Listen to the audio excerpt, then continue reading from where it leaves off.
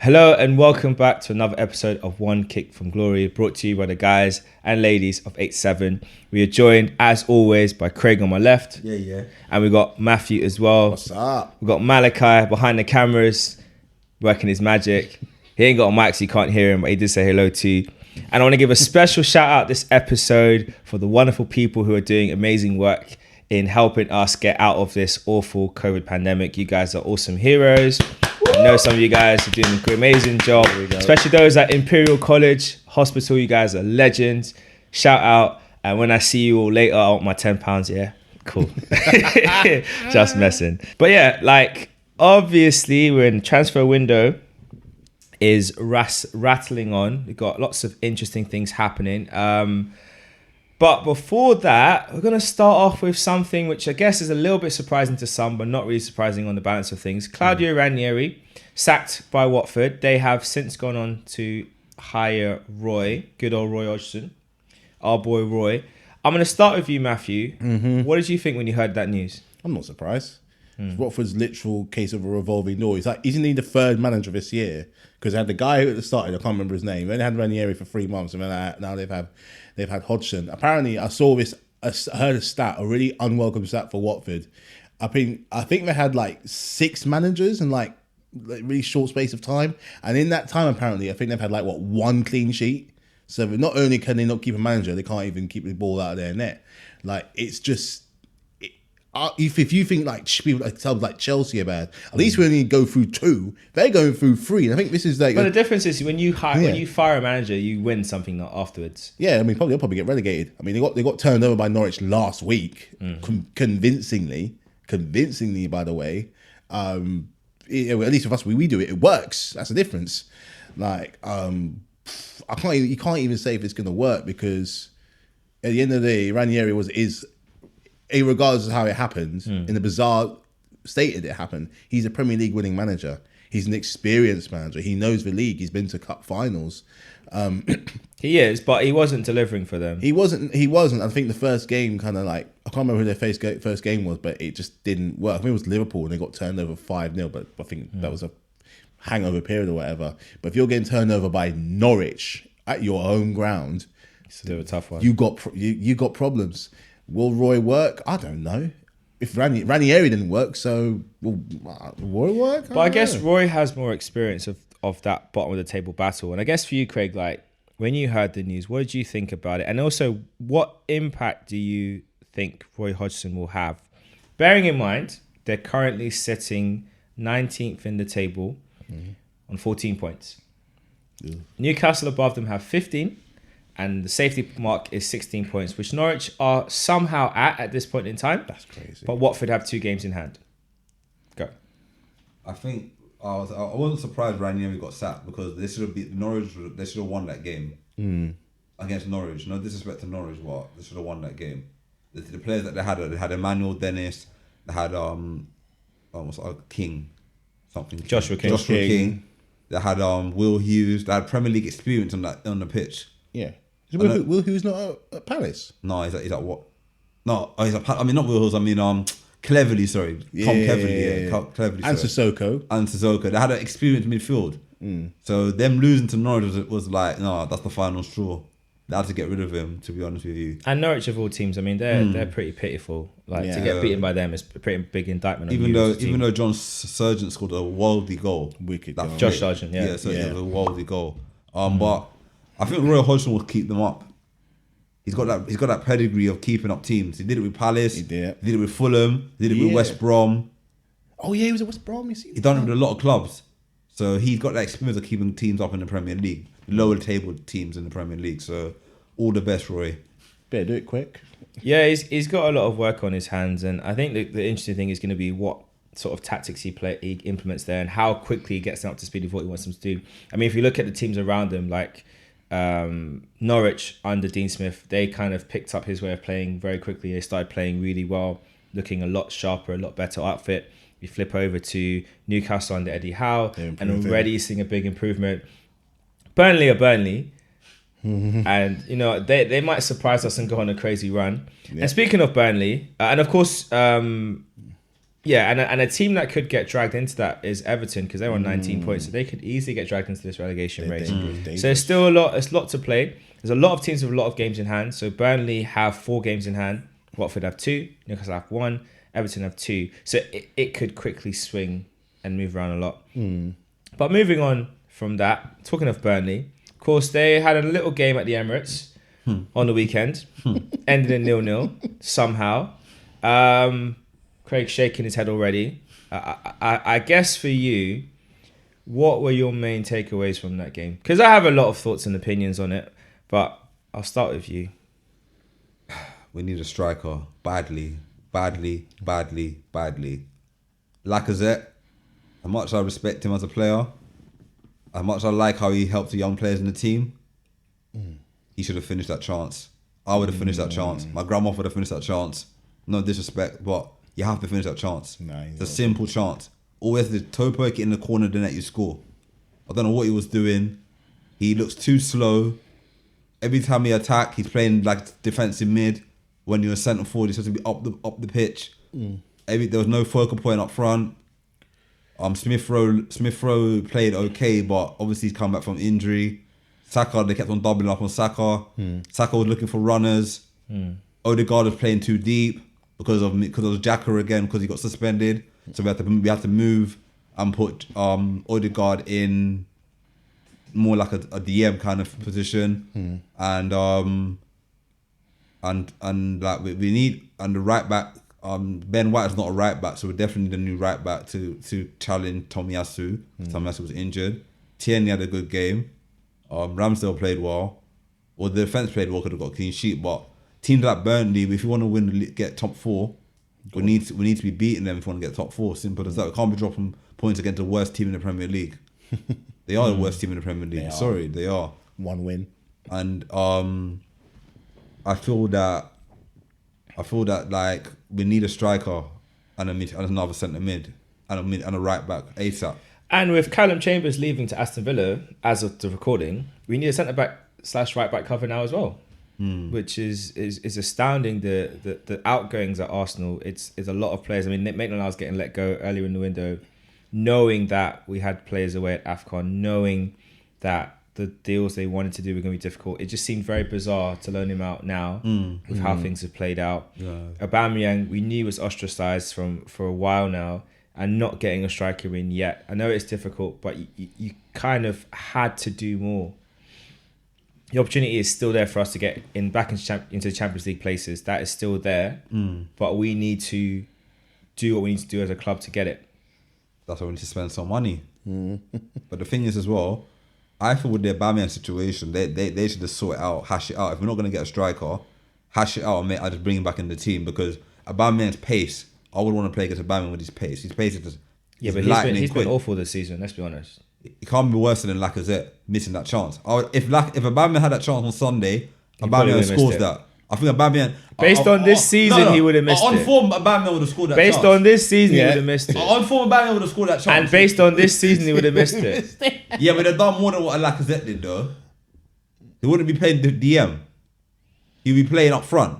And then they'll open up space for Saka, Smith Rowe, and Odegaard to get goals, shots on target, or get a goal. He's been poor this season. My man's been having a jolly up all season. I don't think switching the two of them would not change the outcome in that game. Well, then Ketia didn't do anything again. Doesn't do Water is anything, wet.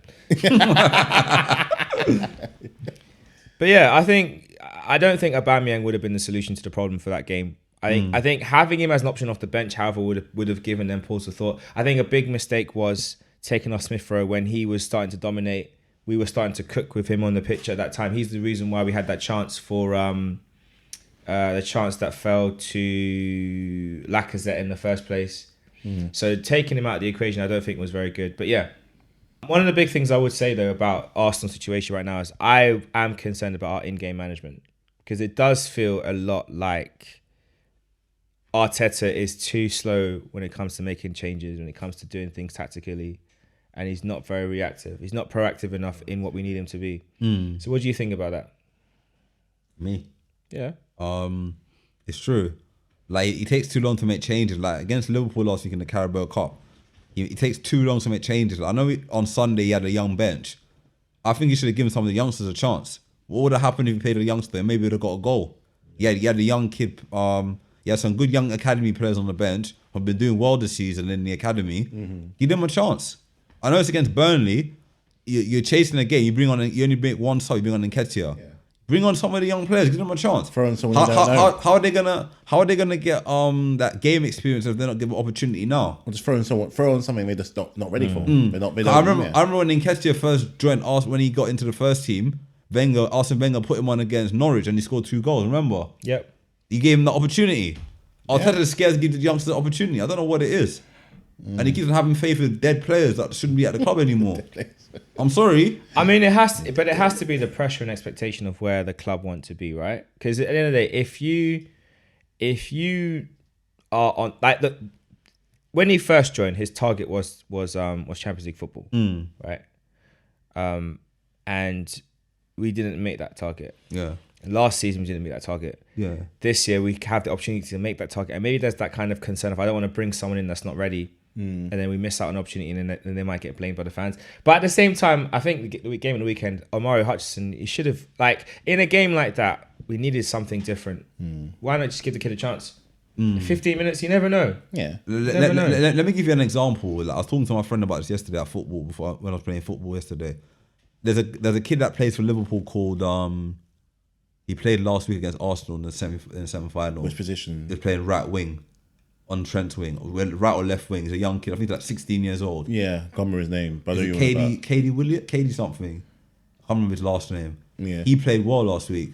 He missed a good chance, but he was rapid, very good player, and obviously Klopp believed in him and gave him opportunity. He's telling me Roy Hodgson, older than this kid, he's been doing well. He scored a wonder goal the other day in the I think it's the under 21s against Chelsea. He scored a wonder goal, bent it in. I think why didn't you just give him a chance? Ask him. Yeah, it's a good question to ask. I think that is part of the problem with Mikel. It's just wondering what his thought process is at times with the team. But like I said, the opportunity is there for us to make that jump into the Champions League places, and I do think we need to kind of get these next 4 days left of the window. We need to get some incomes. We need to get some good incomes because time is running out. And Eddie, I'm sorry, but you did well in the summer, but the fans ain't really the patience is running thin because you knew we needed these players. You knew we needed a centre midfielder. You know we needed a striker. You know we could do with a wide goal scorer, but that's not a priority. Centre mid striker, there's a top priority, high priority, and you haven't delivered yet. Backup right back would be nice, but it's not top, and you haven't given us what we need. And we're still letting go players every passing moment. So anyway, Eddie, fix up. Otherwise, man, then we'll find you. Not me personally. Obviously not me. But other people will find you and they're not going to be happy with the lack of effort. Some people already are cursing him out in different languages online. I saw some funny stuff last night. But anyway, from a team that are struggling to spend some cash to a team that are broke, always broke, and don't know how to do anything good. I mean, have you heard the news that Tottenham Hotspur, their stadium is losing their money every week? That doesn't surprise me. like they're losing the most money because their stadium, because they don't fill up enough seats. It's such a Tottenham. I mean, why did you make your just to outdo Arsenal? You had to make your stadium big enough. Extra what 6,000 seats you wanted to have, and good luck. But anyway, you guys did really well against them. Thank you. How did you feel? Now looking at things, off the back of that game, you are sat comfortably in third. Nice little 9-point gap over Manchester United. You're 1 behind Liverpool, but you have played 2 more games than them. Yeah. So, but they could chase down City. They are they're 7 points off them right now. Yeah, so it's interesting. We're kind of relying on them. Letting themselves down. They're 9 points off. Sorry, they're 9 points off. We're relying on them to get poor results. They didn't get an ideal result on the weekend against Southampton. That was a really good game. They defended beautifully. Great goal by Walker Peters. We did our job by beating the Spuds. That's always good. But it's kind of waiting on them for it to mess up. And I counted it. The defeats have not put us in this position. It's the draws. I count. So we're 9-10 points behind them. So 10 points off. Yeah, we've 2 draws against Brighton within the space of a month. Okay, that's 2 draws. But Brighton are a hard team to play. They're a hard team, but I look at Wolves. No, okay, even Wolves. Wolves, credit, they're also another one. They're a sticky one, and they have been since they've been back in the Premier League. We find it really hard to beat them. But I look at Everton. I look at Burnley. That's already two. Already 2 games we had no reason to draw. Those are 2 games that we needed to win. So what's that? 6 points. We're still only 3 points behind. So, it's good that we're kind of trying to pick up of it now. And it was a great game on Sunday. I think our next game, still got kind of a tough run in. Still got to play Arsenal. We've still got to play Man U, and we've still got to play the relegation teams, which is never easy. We've got to go to Burnley at some point, which is the position they're in. That's going to be very exciting. But what a goal by Ziyech! That first curling goal. He has that in his locker, and he knows it. He just needs to and he's been scoring quite a few of us for us lately. He just needs that kind of just to try that little bit more. But you just see how he could just. That sweet curl. Oh, what a peach of a goal. And I was cussing him the other day. You're not the only one. A lot of Chelsea fans were cussing him. He's frustrating. He's so frustrating because you just know from when I saw him at Ajax, but when he came to the bridge and I was like, damn, this guy means. So when he came over, there wasn't that much of a tussle between us and Ajax. He just got let go. And I'm like, yeah, let's go. So easy. What's going on? But yeah, the frustrations outweigh the joy. But he can do it. And then, of course, another handy goal from Thiago Silva. Fantastic team player. Absolutely fantastic. I mean, good old Thiago. I'm happy. We have Spurs' number at the moment. We have their number. They haven't scored against us. We've been beating them. I can't say any more. But as for the race for this whole title, I mean, it is still January. It's still technically January, but our next Premier League game is not until February. So it's kind of a case of we have just got to keep on winning. We can't drop any points at all. And yeah, as annoying as it sounds, we have to wait. We got to wait and see what they do. They've got some tough games coming up though. They've still got another Manchester derby coming up, and I think they play Liverpool again or something like that. I mean, they got a few tough games themselves. So who knows? So you're going to say something, Craig? I was going to say to you that Ziyech is a good player. Fantastic, very good player. I feel that the manager has to give him confidence. I think he's a confidence player. I think he's a guy because it keeps on rotating the squad too much. I think you need to play more, give him a run in the team and see what he can do. Yeah, I think he's getting regular minutes now because I think Havertz is injured at the moment. Havertz is injured. So if he gets more minutes, he'll score more goals. Because Havertz is getting without Havertz, Ziyech is getting more time. Hudson-Odoi is getting more time. I think he started. Thomas Tuchel's got these really funny lineups. I saw the one against Spurs, and I was like, "Oh, this looks quite interesting." But he's got such a rotation. He's got even with the injuries we have, we still have so much room to spare to try and chop and change around and see who can play. Your strength and depth is very good. Our strength and depth. Your squad is very big. We got a massive squad. Credit to him. That's the business that we've just done for having all these players. Obviously we're still missing them. Some of the main ones. These injuries come at a really poor time, especially at Christmas. But no, I'm happy. The players we have in general, we're really, really happy with. And with this transfer window, it's just a case of signing ours up rather than letting them go. We got some, the whole talk of Rudiger having 1 foot out of the door and Lukaku and stuff like that. As much as they might frustrate you, they are still good players. And especially with Lukaku, we spent so much money. Something's got to come. Something's got to come from that. But above all, again, got to try and keep Rudiger because you'll know if he goes to another club, he's just that kind of player that you need in the club. That kind of metal and intensity that he has. He's got but the thing so is, much. The thing is as well, you got barely players out of contract in the summer. You got Aspilicueta's out of contract. What's the other guy? Christensen's out of contract. Yeah, I think Rudiger. Who else is out of contract? Somebody else out of contract. I think it's those main three. Yeah, main three of them are out of contract. Main three, so you need to get them signed up as soon as possible. Sign them up, mate. Sign the thing. Yeah. Christensen had a renaissance towards the end of last year in the Champions League. So yeah, that's another one. And is he injured at the moment? No, he's not been playing. I think he's injured. Plus, I think he likes playing Malang Sarr because I think when we let go of Zuma, Malang Sarr stepped up. Trevor Chalobah again. He stepped up. He's still young. He's got time. He's got time, man. But from what I'm seeing of Trevor Chalobah, I'm really impressed with him. So we just got to keep winning. Yeah, just got to keep winning. And you know what? I'd love to have an FA Cup. I can't be. It's either we get into the final. We get to the final, we win, or we get knocked out. I'm not getting 3 final losses in a row. That's fair. I'm not I want to win it now just to get the monkey off my back. It seems to be like some bogey cup for us. So We're in the Carabao Cup final against we're Liverpool. in the Carabao Cup final. That's all good. I'll But love the FA Cup would be special. Yeah. because just want to win it. I'm not having a trio of losses, mate. I'll go into hiding. But we're talking about Liverpool. Obviously, they beat Palace at the weekend away from home. Nice 3-1 win. Very, very dodgy penalty. Very dodgy. I mean, I can't even call it a dodgy penalty. It was not a penalty. I don't know how you can run into someone and suddenly they fouled you. Yeah. Liverpool seem to be getting a lot of nice decisions recently. I don't know. I feel like that club, Yeah. Liverpool FC, you're a bit dodge. You're a bit dodgy. I know you guys won a league recently, and you won Champions League as well, and you've got a good history of winning many Champions Leagues. But right now, very dodgy team. Dodgy. The tax man might need to pay you a lot of visit. Guys are moving mad. Anyway, That is dodgy youth. Them. Let's just get it out there. I think they're just paying off referees. You know. I wouldn't be surprised. Joking. Nah, Joking. We don't want to start something here, nah. But you never know. I mean, how was that even a penalty anyway? it wasn't. Vieira was mad after the game. He wanted to fight the referee, you know. I wouldn't want to That's to fight. calm him down, I man. wouldn't fight Vieira.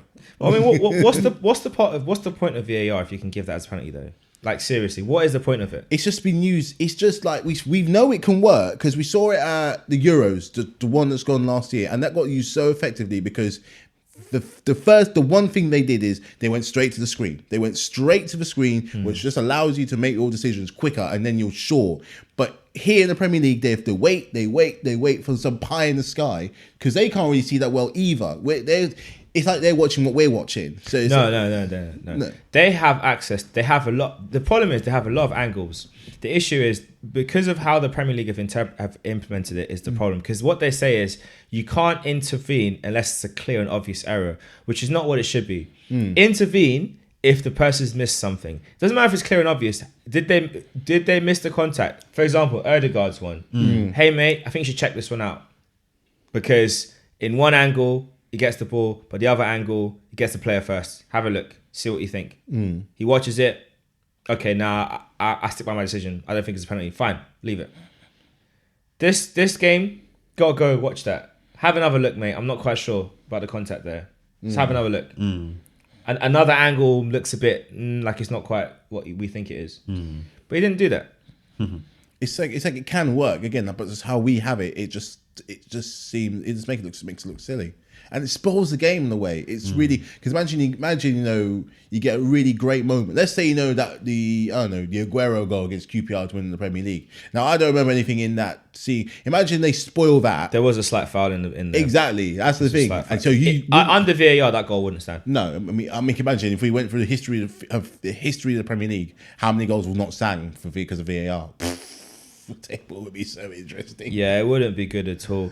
I mean, I think VAR is supposed to be a great leveler and help make things easier and better. And unfortunately, it hasn't panned out that way. There's a lot of work to be done on the Premier League's implementation of it. Yeah. They need to get better referees behind it. They need to get better training. They also need to have more transparency, not just in the ground, but in broadcast. Because sometimes we don't even know. Like, the fans don't see what's happening. The communication is not great. And then when you watch it back afterwards, you're thinking, why was that not made clear? Yeah, it needs to be quicker as well. And this be a lot. Yeah, it's too slow. Like, this is quicker. not American football. And even in American football, like, the intermissions don't feel so bad because you have entertainment around it. We don't. This is the Premier League. Sitting there in silence, just like We need to move it faster and forward. But talking about moving things faster and forward, of course, we know Newcastle won, and like I said, they are 18th. They are 1 point behind Norwich, which is their freedom point. They have a couple of games in hand to play. They also pinched Chris Wood from Burnley, which is very funny. They're trying to buy Bruno Guimaraes from Lyon, which if they get him, might be one of the bargains of the summer of the season if he turns out to be as good as he looks on paper and as good as he plays for Lyon. But on that topic of Newcastle winning and stuff, and looking at that, let's say the bottom six, because I'm going to drag Leeds into it. I could add Brentford into it, but then it's getting a bit too much. But Leeds on 22 as the highest placed team in 15th, and Burnley on 12th, the lowest placed team. That's crazy. On 12 points in 20th position. So 10 points swing between those two teams. That's mad. And then you look at everyone in between. So from so Leeds down. You got Leeds, Everton, Norwich, then Newcastle, Watford, Burnley. I know we've talked about relegation before. That's mad. Looking at the way how the games have panned out, obviously Everton have fired big Rafa, who a lot of Liverpool fans are laughing because they felt like he went in disguise as an agent to relegate Everton. I don't believe that's possible. Sabotage. But you never know. So, looking at things as they stand, do you think Newcastle will be safe? And will Burnley survive for another season? I'll start with you, Matthew. Because those are the only two teams really I can focus on. Everyone else is neither here nor there. Yes and no. I do think Newcastle will survive. I do think it's going to be at a pinch, though.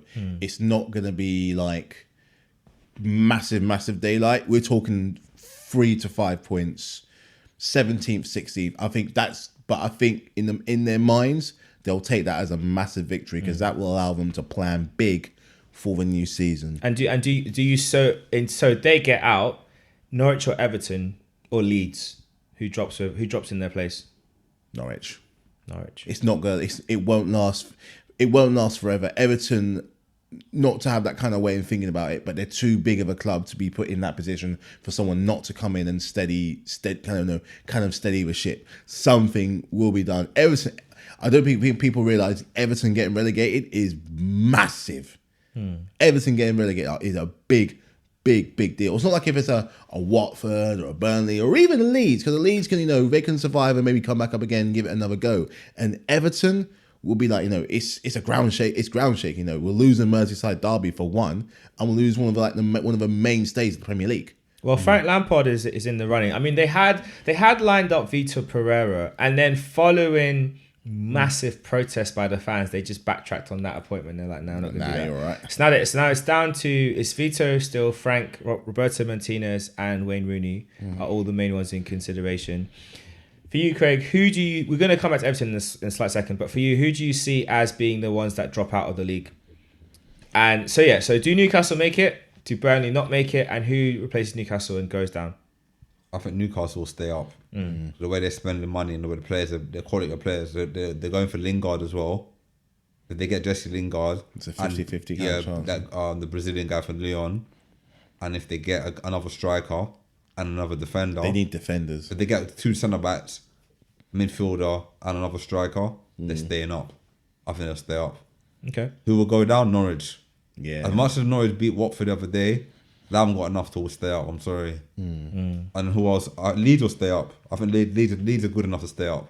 I know they struggled this season because of injuries and all that, but Rafinha in your team, he'll get into any top 4 team in the Premier League. He's wicked. He's that good. He's good. He's a good. He can get into any team in the whole like top league. They can get into Bayern's team, Real Madrid, any team. He's that good. He's a good player, man. And same with Saint-Maximin as well. I think Saint-Maximin can get into any team in the Premier League. He's very good. I think the only thing he needs to work on is I don't think he gets into every team in the top 4.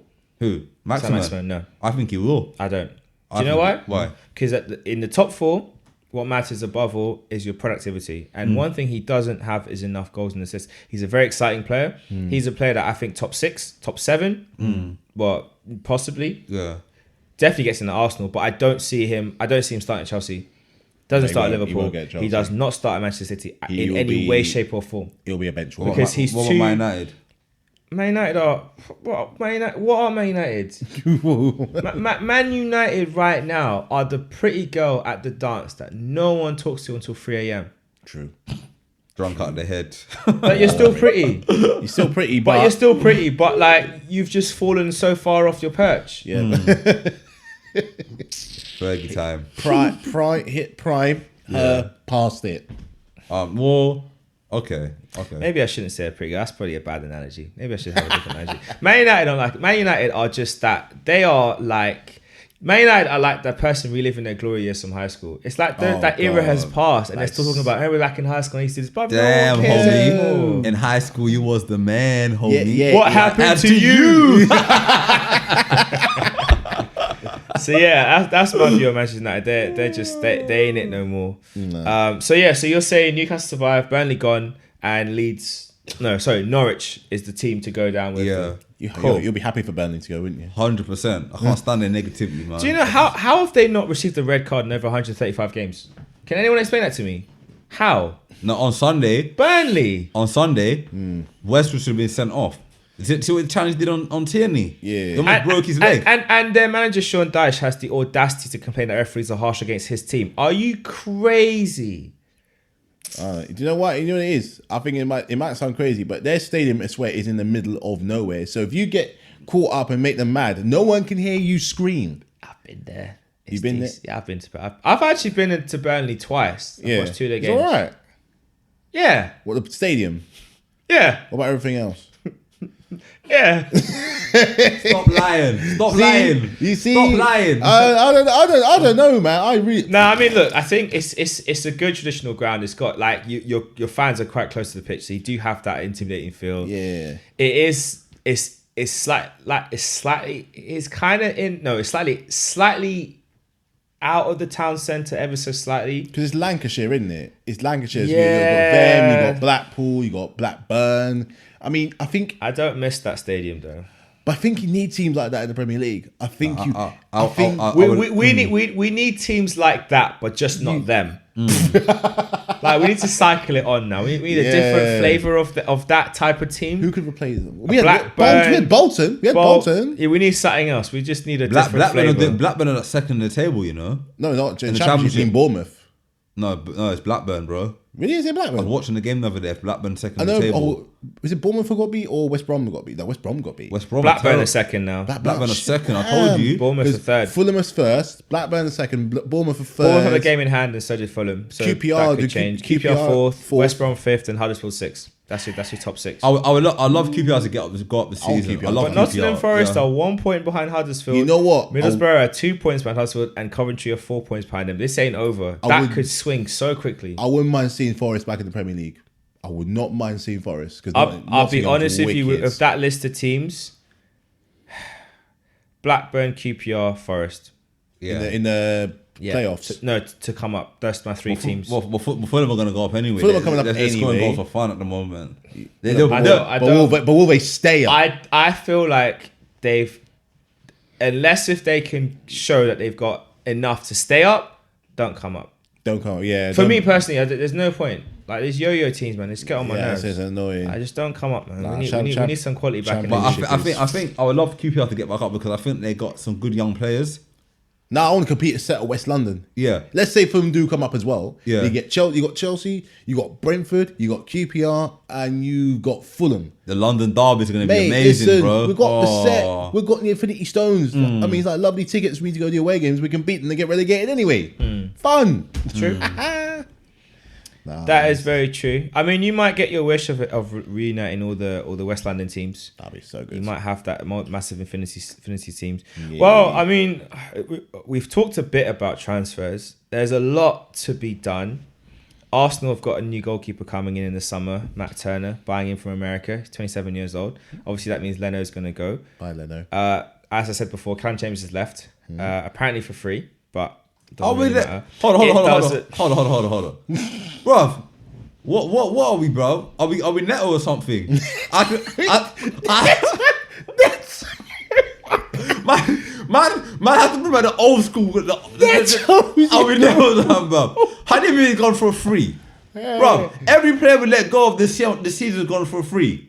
We just let go of Connection that's gone for free. Yeah. Chambers gone for free. Who's the other one we let go for free? Didn't you want them gone anyway? Ozil would let go for free. Didn't you want them gone Mustafi, anyway? free. Mustafi let go for free. Bruv, are we a charity case, fam? Come on, man. Pay your money for our players, man. Come on, man. Would you pay money? For Callum Chambers, I would. Oh, Kyle Chambers is a good For player. main time chamber, but for the rest, It's just not fast enough. yeah. Mustafi was a good player when he first came to Arsenal. Would you pay for him now? No. Would you pay for Klasnak? Kanasha was a free transfer. We got You him know on what? I the free. don't free, get even a free. Kolasinac. Kanasha was a good player for us. When He first started off well. Yeah. He did start off And good. then he just, you know what it is? He started passing the ball backwards more and more and more and more and more. Yeah, And it just became too cowardly. He scored some goals for us as well when he first came to Like Arsenal. headers and stuff, yeah. And shots. Yeah, He was but- good. He had a good shot on him. But people are only going to remember him for the Ozil thing when he defended Ozil. Hey, I was mad, you know. Yeah, but don't mess with them guys. They're on I ain't it, gonna mess man. with him. No. He's on it. I ain't messing with him. No, he's on it. So that's different. Yeah, but I still think that Arsenal needs to start selling. If they want to sell players, don't do them for free transfers. Like we need to start making profit. We made so much losses. That's why we need Champions League football, so we can recoup the money that we're going to lose of the players that we just got rid of. But the only way we're going to get there is by investing. We need to make. And this owner doesn't like investing money. Well, I don't know if I put it on the owner this time because our director of football, what has he really done?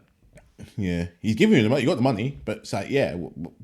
The trouble is the only. Well, you know what? We've got 4 days left on the transfer window. We'll see what happens. Maybe on deadline day we're going to do a madness and buy bare players. Hopefully, we hope and pray. The thing is, if you're going to make sense, the only way you're going to make much money is if you sell your assets. That's the only way, and you're not going to do that because they're your assets. I know. And you're not in the position to replace them. And our assets are like Saka, Smith Rowe, Odegaard, Martinelli. Well, none of those players leaving right now. I think the reality of the situation is that we need to do something about Aubameyang because we can't have him just sitting on our books. We're paying him that much money. He's not playing. It's the same argument I made with Mesut Ozil. If you have him there, you're still paying him. Play him. I don't care about your principles. I don't care about non-negotiables. Play the guy. Yeah. We kept him for so long, paying him to do nothing. Man, we were paying him to play Fortnite at home. That's mad. We were paying him to Mate, Messi like, hustled that so we much. paid him to make a foundation. But then he left. But that's one thing I want to say about Arteta. That Arteta seems to fall out with a lot of the senior players a lot very easily. Like I feel that players like Aubameyang. Let me be honest with you. If it wasn't for Aubameyang, he wouldn't have had a job. We would not have won the FA Cup that season. Mate, he wouldn't have had a job. He single-handedly won us the FA Cup. The semi-final and the final, he was on boss mode. And then obviously he got that big contract and it kind of went left. His career kind of went left. But on his day, he's a top-class striker in the Premier League, Aubameyang. And wherever he his goes, record at Arsenal is amazing. 90, I think it's 91 goals and 100 something appearances. Yeah. It's not far from 100. He can do it. So I think Arteta needs to like pull his finger up off his arse and be a man and stop being a little girl and a little thing. You're gonna start whining and whinging and tell Aubameyang, you know what? I need you for the rest of the season. Whatever happened in the past. I forgive you. Keep it moving. We move on, and then get us top 4. And if you want to sell him in the summer, sell him in the summer. When's this contract run out? Next season is his final year. So if you want to sell him, get us top 4. And if you want to stay with us, you stay. If you don't want to stay, we'll get rid of you in the summer. But don't do this baby, coward, little but girly, stupid mentality where you have to think that you rule the iron fist. Doesn't work anymore. He doesn't rule overnight. He thinks he does. He thinks he does. He doesn't rule with an iron fist. It's just because he's got with someone like Aubameyang, who's experienced, who's been across Europe, played in top leagues, played in the Champions League, who's a winner. Yeah, he might be a bit. He might have a bit of disciplinary issues, but he's a performer. He will deliver for you. He's not massively far off Arteta's age. So naturally, as someone as experienced in him, he might be able to be like, well, there might be a case of challenge there sometimes. He might challenge a little bit more because if you're a bit more experienced and you know what you're about, you're like, something might not be right here. Not so much for the younger players who are eager to impress. They go out there, they're going to deliver and, deliver 100%. They're going to sing the praises of this man. They really, really are. Definitely. But others, like, you have to remember players like, like Aubameyang, they played on like what, Klopp? Klopp used to be, Tuchel as well. Tuchel, he used to play. He's used to playing around, ballers who've gone on to go and do great things. It might be a case, like Clive said, if he's at the club and you're paying him, you've got to go, mate. If it helps, you go to Ed's Diner, you get humble pie, and you swallow it. Now you don't even swallow it; you put your whole face in it. Face facts. He is there, and you have the great opportunity to get top 4. For the first time in years, your best opportunity, and he can score. But also the other thing is we don't even know what really happened. So at the end of the day, the player needs to if it's an apology that's required, he needs to humble himself and make that. If it worked with Tevez and Mancini, it worked with them. I think that year they won the league. Yeah, I mean, look, if Mario Balotelli can get back into the international setup at Italy, anything's possible. Right? Of course. Yeah. I personally feel that Arteta don't cut your nose to spite your face kind of thing, innit? Because if we don't get top 4 because everyone's gonna say why didn't you play Aubameyang? It's gonna come back and haunt him. And I'll be honest with you, if he doesn't get top 4 this season, with us not being out of the cups now. No Champions League or Europa League football to play for. Ooh. And Man United got Champions League. Who else? Chelsea got Champions League. Who else got Europa League? Well, West Ham have Europe. West Ham have Europe. Tottenham, they're just Tottenham. They fall off anyway. So we have to get Champions League. If it doesn't get Champions League this season, adios. Yeah, that's it. No new contract. Adios. I think it's a hard one because at the end of the day, if you think beginning of the season, this was definitely not an expectation for us to be in this consideration. Like, No. So say Arsenal being in the conversation for European places was like sure. Yeah, before you got your transfers budge, as well. Like lots of belief and faith there, but the fact that we have the opportunity to make this a reality, I firmly believe that we have to take it. We have to do whatever it takes to get there. Do it, man. Let's go. Bring back old players. Bring back Guendouzi if he's available. Bring back Torreira. Bring back Saliba now. Yeah. Whatever you need to do to get the players to deliver that target, do it. Go hard. Go hard or go home.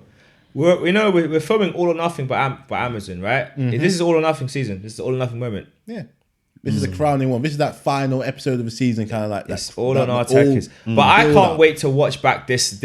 I can't wait to watch back this whole thing, come whenever it comes out, because I'm going to be very, very excited to see what on earth's really been going on. I'm very excited to see it. That'd be sick. But when's it coming out? I don't know, when the season's over, probably. And there's one thing I've got Maybe to tell you about guys. October, I think. There's one thing I've got to tell you guys. You need to watch Neymar's documentary. I watched it yesterday. It is sick. Some of the stuff from his journey from Brazil to Barcelona to PSG. You need to watch it, man. It's very, very it's very inspirational. So that's a plug. I'm plugging everyone to check it out. It's on Netflix. It's on Netflix, yeah. Netflix, mate. And on that note, Edu has got 4 days to stop a riot. Newcastle have 4 days to pick off some wonderful pieces to put them in a great position. Tottenham have 4 days to not embarrass themselves as Adama Traore turned them down. This, folks, has been One Kick from Glory. It's always a pleasure.